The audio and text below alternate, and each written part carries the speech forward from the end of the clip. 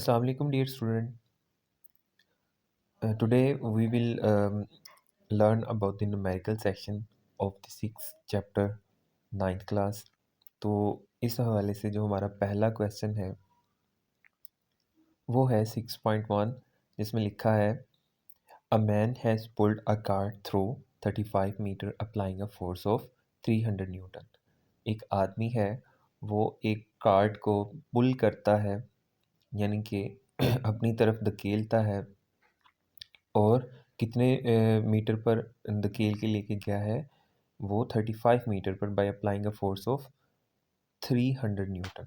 तो 300 न्यूटन की उसने फोर्स लगाई है और 35 मीटर का डिस्टेंस उसने कवर किया है। तो कहते हैं जी फाइंड द वर्क डन।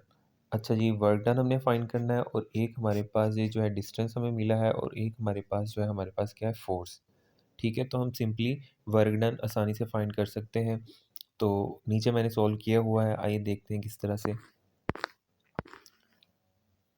ले जी, गिवन हमारे पास है जी फोर्स है जो कि 300 न्यूटन का है, और उसके बाद हमारे पास जो डिस्टेंस उसने कवर किया था बाय पुलिंग ऑफ कार्ट, तो वो जो कार्ट ने डिस्टेंस कवर किया है वो 35 मीटर का है।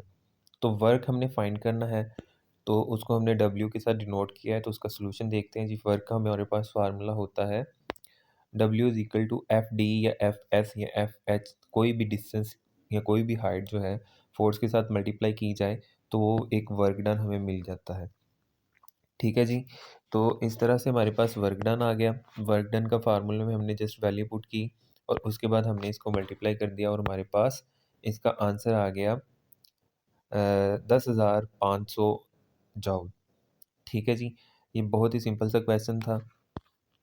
ये क्वेश्चन जो है इतना ही था। अब उसके बाद सेकंड क्वेश्चन पढ़ते हैं। A block weighing 20 newton is lifted 6 metre vertically upward. ठीक है, अब एक ब्लॉक है, कोई इस तरह से एक ब्लॉक है। ठीक है, तो वो कहते हैं ये इसका जो वेट है वो 20 न्यूटन का है। ठीक है, इसका वेट कितना है, 20 न्यूटन का।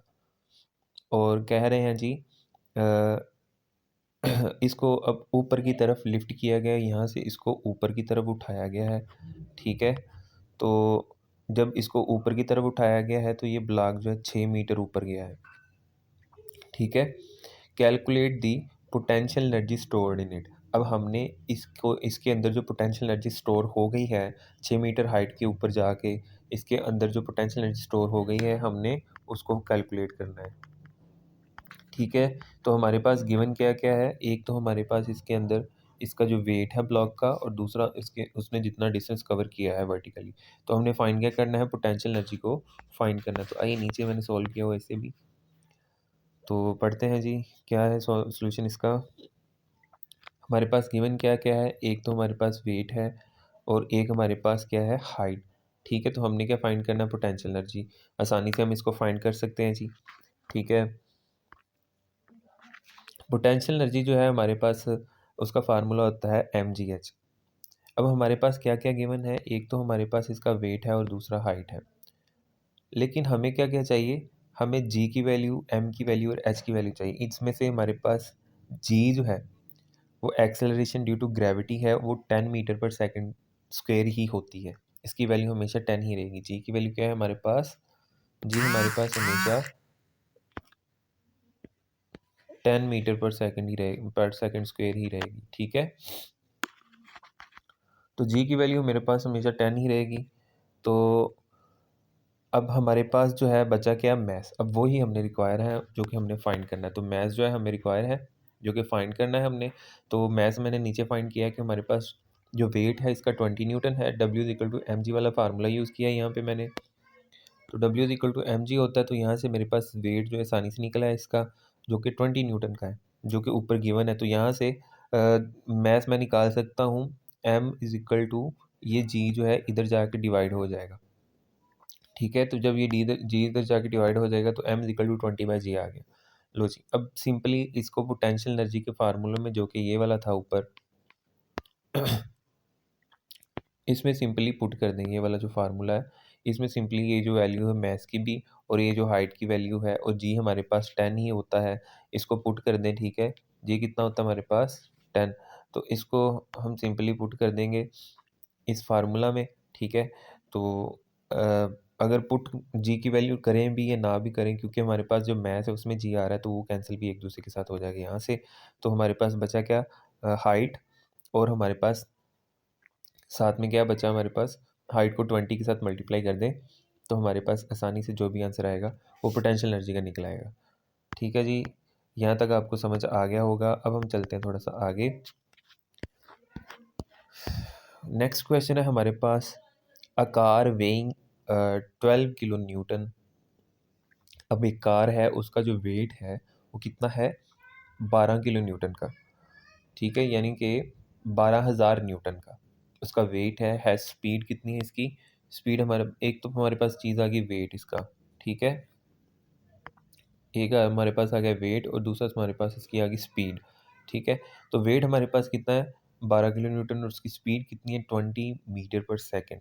फाइंड काइनेटिक एनर्जी, हमने क्या फाइंड करना है, काइनेटिक एनर्जी फाइंड करनी है, ठीक है। तो देखते हैं जी कितना ये सिंपल है, ये भी बहुत सिंपल है, ठीक है, इसको ज़रा देखते हैं। तो गिवन क्या है हमारे पास, एक तो इसका वेट है और एक इसकी वेलोसिटी है, ठीक है। हमने क्या फाइंड करना है, काइनेटिक एनर्जी।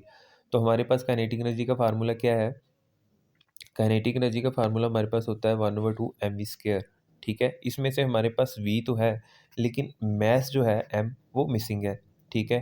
तो वो हम कहाँ से फाइंड करेंगे, सेम पीछे वाले क्वेश्चन की तरह यहाँ से जो गिवन है हमारे पास वेट वहाँ से फाइंड करेंगे, ठीक है। तो मैस फाइंड करने के लिए हमारे पास जो फार्मूला होता है, मैं इसका वेट कितना है उसको W को is equal to 12 kilo newton के बराबर रख लेंगे और यहाँ से आसानी से हम मैस इसका फाइंड कर सकते हैं। मैस इज इक्वल टू यहाँ पे जो इसका वेट है उसको जी के साथ डिवाइड कर देंगे, ठीक है। तो 12 किलो न्यूटन डिवाइडिंग बाय जी, तो हमारे पास यहाँ पे यहाँ पे इसका हमारे पास मैथ भी आ गया। अब हमारी सारी रिक्वायरमेंट्स फुलफिल हैं, हमने सिंपली जैसे इसमें वैल्यू पुट करनी है, ये आगे हमारे पास, ये आगे हमारे पास मैथ की वैल्यू और ये आगे हमारे पास वेलोसिटी, इसका स्केयर लिया तो हमारे पास स्केयर को वैसे मैंने अलग-अलग लिख लिया, अगर आप डायरेक्ट स्केयर लेना चाहते हैं तब भी ले सकते हैं, 400 आ जाएगा।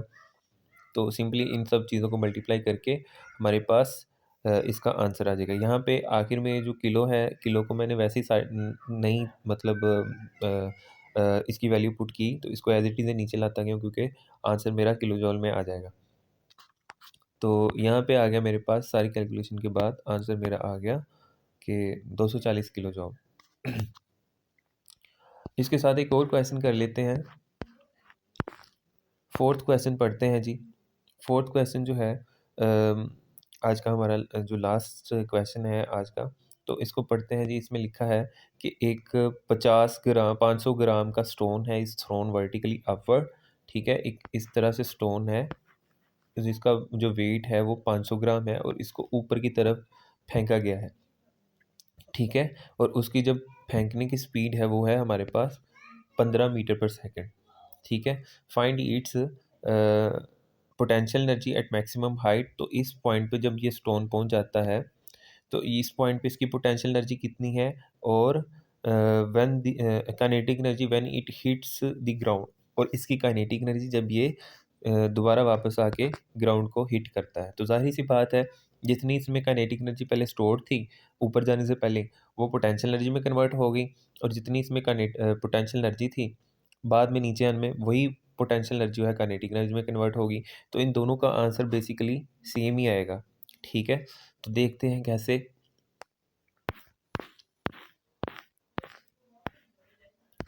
लीजिए क्वेश्चन है हमारे पास, गिवन क्या है हमारे पास, एक तो इसका मैथ था। अब मैथ का जो बेसिक यूनिट है वो किलोग्राम होता है, तो ये ग्राम में दिया था, इसको मैंने किलोग्राम में कन्वर्ट कर लिया। ये हमारे पास स्टोन था, स्टोन ऊपर गया है, जब ये ऊपर गया है तो इसकी इनिशियल वेलोसिटी इसने दी है 15 मीटर पर सेकंड, लेकिन जब ये एक टॉप हाइट पे पहुंच जाएगा जहाँ पे पोटेंशियल एनर्जी इसकी मैक्सिमम हो जाएगी, यहाँ पे जाके इसकी जो हाइट है वो तो मैक्सिमम हो जाएगी, लेकिन वहाँ पे जो इसकी वेलोसिटी है वो हमारे पास बिल्कुल ज़ीरो हो जाएगी, ठीक है। क्योंकि आपने ऑब्जर्व किया होगा जब भी आप कोई स्टोन अपवर्ड फेंकते हो तो एक प्रॉपर हाइट पे जाके पहले वो रुकता है, फिर वो नीचे आता है, और आहिस्ता-आहिस्ता से अपनी वेलोसिटी को अब फिर अटेन करता है। तो जब हम नीचे से फेंकते हैं उस वक़्त उसकी वेलोसिटी बहुत ज़्यादा होती है, जब वो एक प्रॉपर हाइट पे पहुँच जाता है वहाँ पे उसकी वेलोसिटी 0 हो जाती है। तो इनिशियल वेलोसिटी उसकी मैक्सिमम होती है, फाइनल वेलोसिटी उसकी 0 होती है, ठीक है? तो इस लिहाज से अगर देखा जाए तो ये कैसे क्वेश्चन सोल्व कर सकते हैं, हमारे पास बस 2 ही चीज़ें इसकी गिवन थी, एक मास था और एक वेलोसिटी।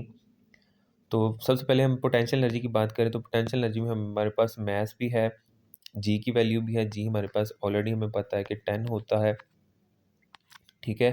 तो जी की वैल्यू हमारे पास 10 होती है, तो इसके अलावा अगर देखा जाए तो हाइट जो है ये हमारे पास फाइंड करने वाली चीज़ है।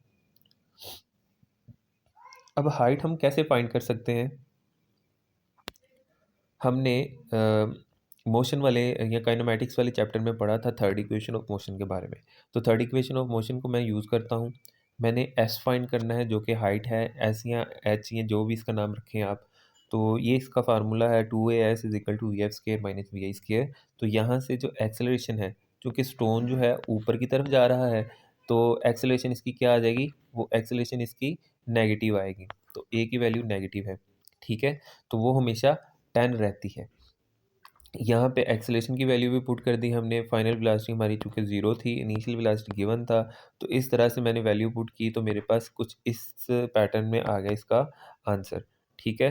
तो यहाँ पे मेरे पास s = h मैंने करके एक हाइट इसकी निकाल ली है। अब हाइट जो है सिंपली मैं पुट करूँगा इसके फार्मूला में जो कि mgh था। तो मास की वैल्यू जो है गिवन है 0.5 और जी की वैल्यू 10 है और एच की वैल्यू जो है मैंने 45/4 कर दी है। तो वैल्यू पुट की, मेरे पास आंसर आसानी से आ गया। अब यहाँ पे काइनेटिक एनर्जी की अगर बात की जाए तो काइनेटिक एनर्जी क्या है हमारे पास 1/2 mv स्क्वायर है।